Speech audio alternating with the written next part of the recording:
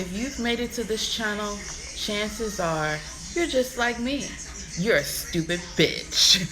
Okay, so today we're talking about the power behind fasting and prayer, okay? So what is fasting? Why do people fast? Okay?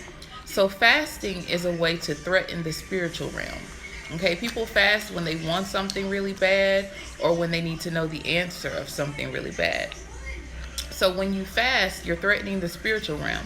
What you're basically saying is, look, I'm going to starve myself and possibly die unless you give me what I want. Okay? So that is the point of fasting. It's to threaten the spiritual realm, to let them know, look, I'm going to starve myself until you tell me what I need to know or give me what it is that I want. Okay? People say, well, how do you know that fasting is working? How do you know how long you're supposed to fast? Okay? So when you're fasting, eventually you're going to get to a point where you no longer ask for food, okay? You're going to start to get a really high feeling, okay? This is when your endorphins, which are the chemicals in your body that are natural painkillers, when those endorphins kick in, you're going to stop feeling pain, your body's going to stop asking for food, and you're going to feel a high feeling, okay?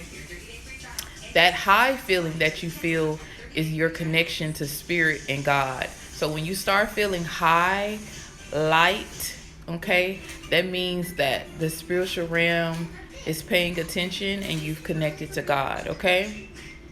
Now, when you get to this point, when you're high and your body has stopped asking, that means that the spiritual realm has taken over. Because when you first start, you're going to feel hungry.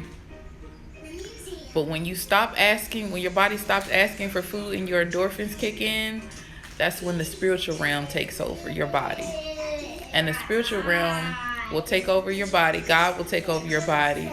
And they will keep you alive, okay? They will keep you alive. They will keep you high. So basically, they are in charge. Once they take over, they are in charge of whether you live or die and keeping your body alive. And you'll know that they've connected to you, because your body will feel light, your mind will feel light, and you'll feel high. And that is your connection to God and spirit. And that is what it feels like whenever you lose control and spirit and God take the wheel and take control of your body to keep you alive during fasting, okay? During that time, spirit is going to come in and be telling you things, okay? God will also be telling you things. They'll also be giving you things, okay? So these are the things that they're telling you and giving you because you are in a place where you're in between life and death, and also because they want you to live. If they want you to live, they'll be giving you all types of gifts and things. They'll be telling you all different types of things because you're in between life and death, and because they want to see you survive, okay? Now, this is another way to get things done when you're in an emergency situation, okay? As far as threatening the spirit goes. And the reason why people need to threaten the spirit is because some guardian angels and some gods that watch over us are up so high that they have no idea what life on earth is like. Okay? This is why sometimes you may find yourself in a situation like, look, you don't see me. I'm struggling. I'm suffering. I'm having an extremely hard time. Why is no one helping me in the spirit realm? Why aren't you coming to my aid? Don't you see me suffering? Why don't you feel my pain? Why is it not bothering you to see me down here going through this? And this is because some of us have gods and angels and spirits that are over us that are up so high that they have no idea what the reality of earth is like. They have no idea what human suffering is like. They have no idea what you're going through. As a matter of fact, some of us have gods and angels that are over us that are actually asleep, okay?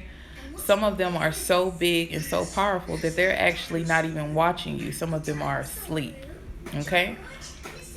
Yes, some of your angels and gods and spirits get exhausted. And when they've done their work here on earth, or they've done whatever it is that they're going to do, they go back to where they come from and they go to sleep. And sometimes you have to wake them up. And sometimes it takes something extreme to happen, for you to even wake them up out of their slumber so that they can come to your aid. Okay? This is why sometimes really bad stuff will happen to a person, and the person may threaten to harm themselves.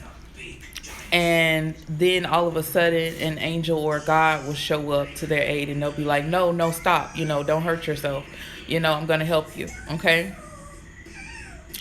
This is because some spirits, some angels, some gods do not take life on earth seriously. Okay?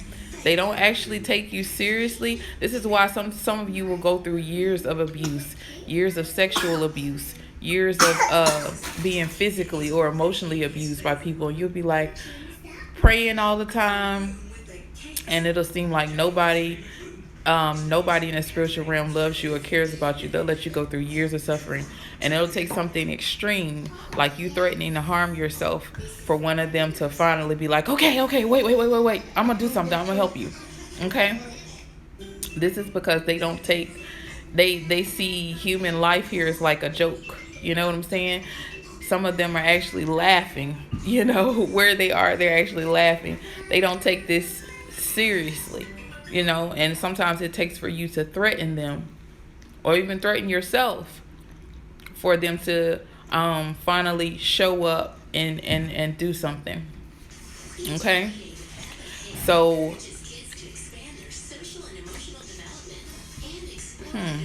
be it. I think that might be everything I want to tell you guys right now. I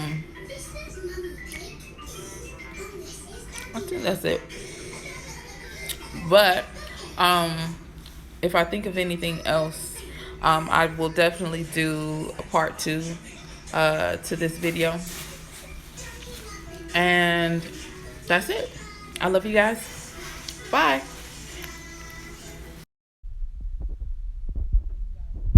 I just thought of what else it is that I wanted to tell you. Okay, I think I drew a blank for just a second. Okay, so what I wanted to tell you guys also is that fasting is another form of exorcism. Okay, so is sweating. So you can go into a sweat cave and sweat out bad spirits or spirits that you don't need. Because when your body gets too hot, you start sweating. Those spirits, they can't take that. They can't take that heat, and they just leave. The same thing with fasting, okay? Some of the spirits that are in you are earthly. They're very earthly, meaning they like to eat. They like physical intimacy with another person. They like money. They like clothes. They like material things. They're very earthly, very physical, okay? So when you do something like starving yourself by fasting, those spirits, they can't take that. So if you need to get rid of some spirits, fasting is a good way to do that, because they don't like suffering, and they can feel through you. They can feel you suffering when you're hungry. And once you start fasting, eventually they're going to get to a point where they're going to be like, okay, I can't deal with this starving for food thing. I got to go. Okay. So fasting is also another way to get rid of, spirits that you don't need. Okay. And that's it, you guys. I love you. Bye.